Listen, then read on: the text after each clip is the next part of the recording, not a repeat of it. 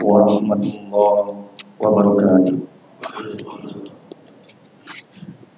Alhamdulillah wa syukurillah, la hawla wa la quwwata illa billah. Salatan salamun ala Rasulillah wa ala alihi washabbihi wa sallam.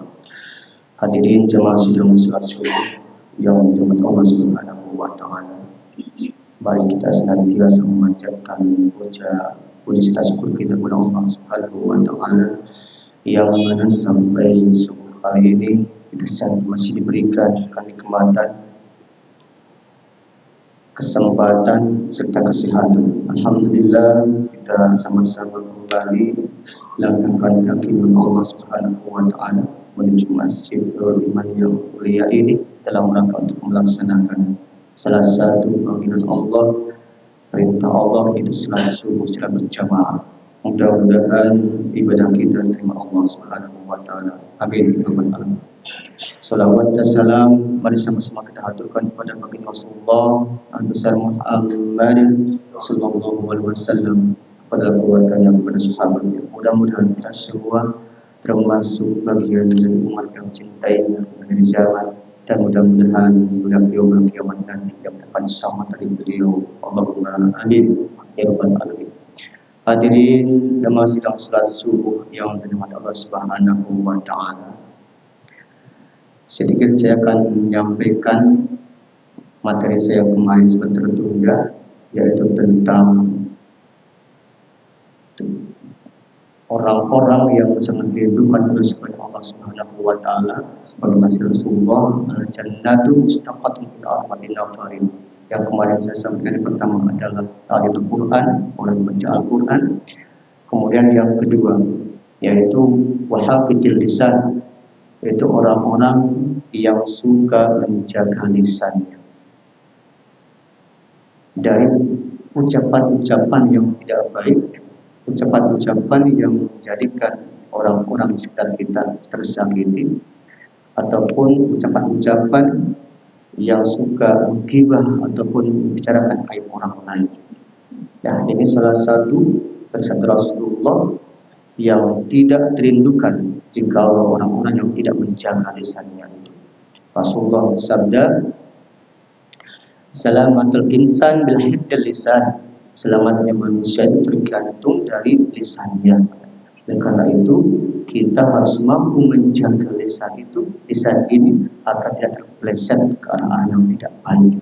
Karena jikalau kita sudah terpeleset banyak menyinggung atau menyakiti perasaan orang lain, maka akan begitu banyak akibat-akibat atau dosa yang kita tanggung. Jamaah kaum muslim rahimahumullah, terkadang lisan ini tidak bertulang. Maka dari itu mudah sekali mengeluarkan kata-kata, mudah sekali membicarakan kejelekan orang lain, mudah sekali menegur kepada orang lain sehingga banyak orang lain yang tidak terima sehingga tersakiti. Oleh karena itu lebih baik seperti Rasulullah sampaikan sabdanya, "Man kana yu'minu billahi wal yawmil akhir falyakun khairan aw liyasmut." Barang siapa yang beriman kepada Allah di hari akhir, maka berbicaralah yang baik atau diamlah jikalau kita tidak mampu berbicara yang baik. Jamaah kaum muslimin Allah, oleh karena itu mari kita sama-sama kita jaga lisan kita ini, apalagi di bulan Ramadan, bulan yang penuh berkah, hikmah, kemudian bulan yang mengajarkan diri kita berlatih disiplin, baik disiplin dalam berperilaku maupun disiplin dalam berucap. Dan karena itu kita jaga, mudah-mudahan orang-orang sekitar kita itu sangat senang dengan ucapan-ucapan kita, malah bukannya menjadikan tidak terima apa yang kita ucapkan. Jamaah kaum muslimin rahimahumullah. Kemudian yang ketiga, orang-orang yang dirindukan oleh surga Allah Subhanahu wa taala itu adalah wa'mul ji'an, yaitu orang yang suka memberi makan kepada orang yang kelaparan. Atau pada bulan Ramadan tahun ini sering sekali kita banyak orang yang takjil, memberi makan kepada yang berpuasa. Itu juga bagian dari orang-orang yang memberi makan kepada orang yang kelaparan. Nah, kita sama-sama membiasakan diri kita di bulan Ramadan agar apa? Agar nanti setelah Ramadan kita membiasakan terus kebiasaan-kebiasaan itu.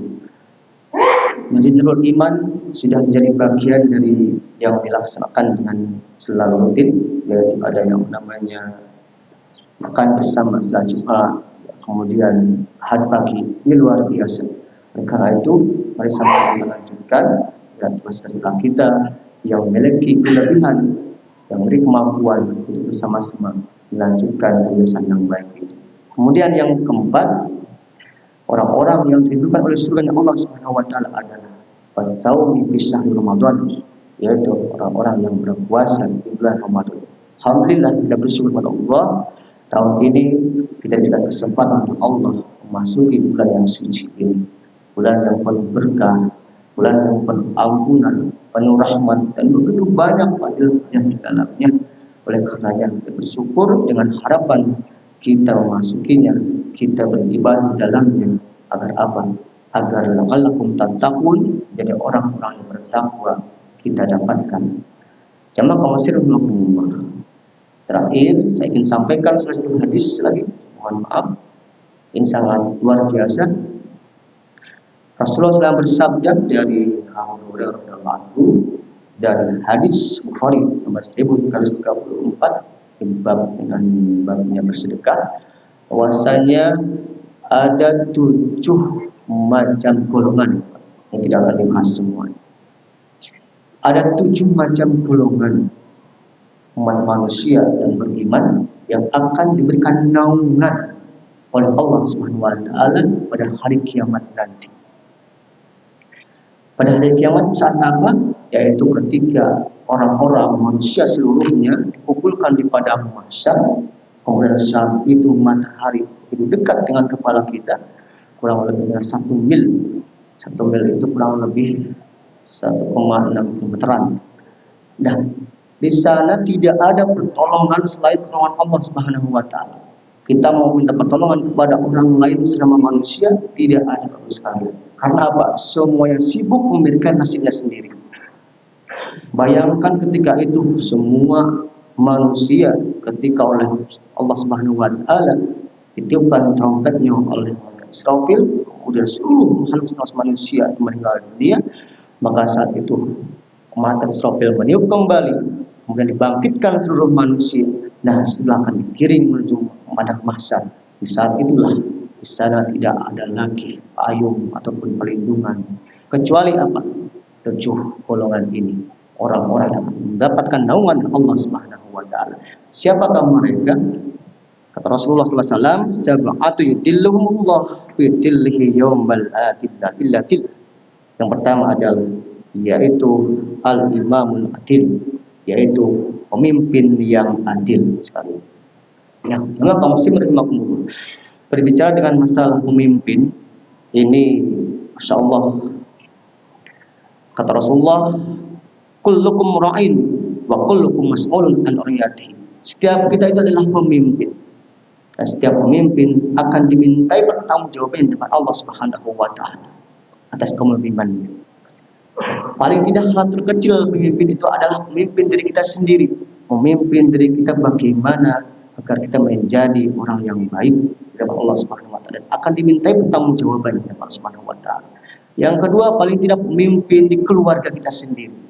Bagaimana menjadi pemimpin yang betul-betul sesuai dengan perintah Allah Subhanahu wa taala, Rasulullah SAW, agar bisa dilaksanakan di lingkungan keluarga kita sendiri. Kemudian yang kedua, pemimpin di dekat kita.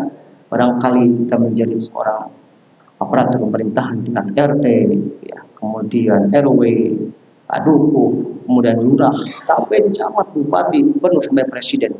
Itu semua menjadi seorang pemimpin, dan insya Allah pemimpin akan diminta pertanggungjawabannya. Rasulullah menyampaikan ciri-ciri pemimpin sesuai dengan ajaran kita itu apa? Banyak sekali. Banyak kita tiru dari kepemimpinan Rasulullah. Yang pertama, paling tidak bersifat sidik, ya, benar, selalu membenarkan apa yang benar, bukan membenarkan apa yang salah atau menyalahkan apa yang benar. Itu keliru di hadapan Allah Subhanahu wa taala. Amanah, sidik, amanah, terpercaya, selalu percaya kepada hal-hal yang benar, tidak bohong. Kemudian tablik menyampaikan apa yang semestinya disampaikan, tidak disembunyikan, yang semestinya disampaikan kepada umatnya, kepada warganya, kepada masyarakatnya. Kemudian patona cerdas, ya, saya yakin itu yang hal utama juga. Karena apa? Jikalau seorang pemimpin tidak memiliki kecerdasan, maka akan dikelabui oleh bawahannya. Banyak yang sekali pemimpin yang demikian. Akhirnya apa? Banyak hal-hal program-program kegiatannya. Kemudian program-program yang semestinya dilakukan, namun karena tidak memiliki kapasitas, ya, akhirnya tidak bisa melaksanakan program itu. Jamaah kaum muslimin rahimakumullah, Allah Subhanahu wa taala juga berfirman surat An-Nahl ayat 90. Sesungguhnya kata Allah, ya, innallaha ya'muru bil adli wal ihsan. Sesungguhnya kata Allah, aku menyuruhmu untuk berbuat adil dan berbuat kebaikan. Jelas Allah memberitakan kepada kita semua sebagai orang-orang yang beriman. Maka dari itu kita sama-sama kalau memiliki sebagai orang-orang yang dipilih jadi pemimpin, maka ingatlah pesan itu. Jangan sampai kita tinggalkan. Karena sekali kita meninggalkan pesan Allah Subhanahu wa taala dan Rasulnya, maka kita termasuk bagian dari orang-orang yang nanti dapat naungan dari Allah Subhanahu wa taala.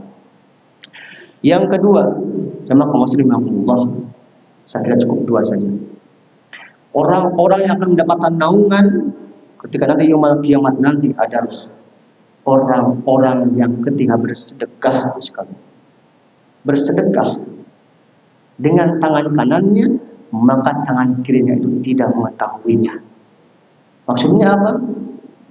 Yaitu orang-orang yang ketika bersedekah, berinfak, membantu orang lain, tidak diketahui oleh orang lain, kecuali dengan maksud agar orang lain ada dorongan motivasi untuk ikut bersama-sama membuat kebaikan. Namun hal itu juga sering sekali tergantung kepada hati kita, apakah ikhlas atau tidak. Lain hati-hati teman sekali. Seringkali banyak orang-orang yang berinfak, bersedekah, membantu orang, membangun masjid, membangun dan sebagainya. Seringkali di situ keluar kata-kata akulah yang membangun itu, akulah yang memberikan ini, akulah, banyak sekali kata-kata akunya. Nah, masya Allah, hati-hati, itu kata Rasulullah bagian dari perbuatan yang ketika bersedekah tertolak oleh Allah Subhanahu wa taala. Ada beberapa ciri-ciri mas kalian. Ciri-ciri sedekah yang tertolak oleh Allah Subhanahu wa taala. Yang pertama adalah sedekah dari harta yang haram. Ini hati-hati. Ketika kita mau bersedekah, maka usahakanlah, pastikan bahwa harta yang kita berikan itu betul-betul halal dan thayyib dari Allah Subhanahu wa taala. Bagaimana? Yang pertama, apakah harta kita ini sudah jelas dari yang halal, dengan cara yang halal, mendapatkannya dengan caranya? Itu kita harus betul-betul mengetahui. Jangan sampai apa yang kita dapatkan itu tidak halal dari Allah Subhanahu wa taala.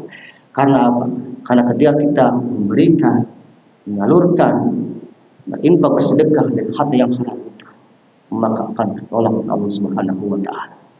Rasulullah SAW bersabda, siapa yang bersedekah, kata Rasul, setara dengan satu butir kurma dari hasil usaha yang baik, dari hasil jeripayah kita semua dengan baik, sementara Allah tidak menerimanya kecuali yang baik-baik saja. Jelas Rasulullah menyampaikan kepada kita semua. Yang kedua, ketika bersedekah akan tertolak Allah Subhanahu wa taala. Sedekah dikarenakan karena ria atau pamer, sedekah yang ingin dipuji orang, sedekah yang ingin disanjung-sanjung oleh orang lain, ini juga sama akan tertolak oleh Allah Subhanahu wa taala. Surat Al-Baqarah ayat 264, yang artinya sedekah yang dilakukan agar dilihat, dipuji atau mendapatkan kedudukan di mata manusia bukan karena Allah, itu akan sia-sia. Ini termasuk syirik kecil dan menggugurkan pahala. Jelas itu semua. Allah menyampaikan firman, Al-Baqarah ayat 164. Jika kita ingin dipuji, dilihat, Masya Allah, ternyata itu akan sia-sia. Hati-hati. Kita kalau ada satu hal lagi, kalau kita memang niatnya ingin memotivasi orang lain, bagus, bagus. Tergantung niat kita, tidak masalah. Orang lain ikut terpancing, ikut bersama-sama. Subhanallah, luar biasa. Namun hati-hati, terkadang hati kita itu seperti halnya kulit bawang. Keimanan kita terkadang suka terpengaruh, apalagi bisikan-bisikan setan. Masya Allah, saat ini itu luar biasa, menggoda kita semua. Sedikit saja kita terpancing karena ingin puji, ingin sanjung. Masya Allah, sia-sia apa yang kita keluarkan. Karena itu mari kita coba berusaha agar senantiasa keimanan kita kuat. Kalau kita ingin menginfakkan, bersedekah, namun kemudian orang lain mengetahuinya, semoga kita bisa dikuatkan hati kita semata-mata karena Allah ikhlas, dan mudah-mudahan untuk menambah motivasi orang lain bisa mengikutinya. Kemudian yang ketiga, sedekah yang diungkit-ungkit ini pun sama, Muslim. Ketika kita bersedekah, mengungkit-ungkit ataupun diucapkan kembali, kita membantu orang lain, diungkit-ungkit, kemudian diingat-ingat, ingin dibalas kembali oleh orang yang kita beri. Nah, ini pun sama, tidak akan diterima dan tertolak Allah Subhanahu wa Ta'ala. Mungkin-mungkinnya kembali, misal ingat ya dulu saya menolongmu. Ini pun sama, menolong orang lain itu bersedekah. Kemudian, kenapa kau tidak menolong kembali? Menginginkan dibalas. Nah, Masya Allah, ternyata ini pun sama, Allah menolaknya. Oleh karena itu, kita harus betul-betul mengingat bagaimana agar semua yang kita berikan, semua yang kita infakkan, semua yang kita berikan kepada orang lain, membantu orang lain, betul-betul ikhlas karena Allah Subhanahu wa Ta'ala. Jangan sekali-kali kita mengungkit-ungkit pemberian kepada orang lain, mengungkit-ungkit semua apa yang kita lakukan kepada orang lain, agar kita semua yang kita berikan itu betul-betul diterima Allah Subhanahu wa Ta'ala. Demikian jemaah muslimin Allah, saya kira terlalu panjang kurang belok. Mudah-mudahan apa yang saya sampaikan, ini yang 7 itu masih banyak, mohon maaf yang saya sampaikan. Yang pertama tadi, pemimpin yang adil. Kalau kita menyampaikan pemimpin, Masya Allah, saat ini saudara kita sama-sama bergabung, Presiden Iran, ya, sama-sama saudara Muslim, Ayatollah Al-Khamenei, kubur, kemudian saat kembali membombardir, kita sama-sama dan mudah-mudahan doakan, mudah-mudahan beliau diterima isinya Allah Subhanahu wa Ta'ala dengan baik. Amin. Demikian yang bisa saya sampaikan, mudah-mudahan ada manfaatnya. Wabillahi taufiq wal hidayah. Wassalamualaikum warahmatullahi wabarakatuh.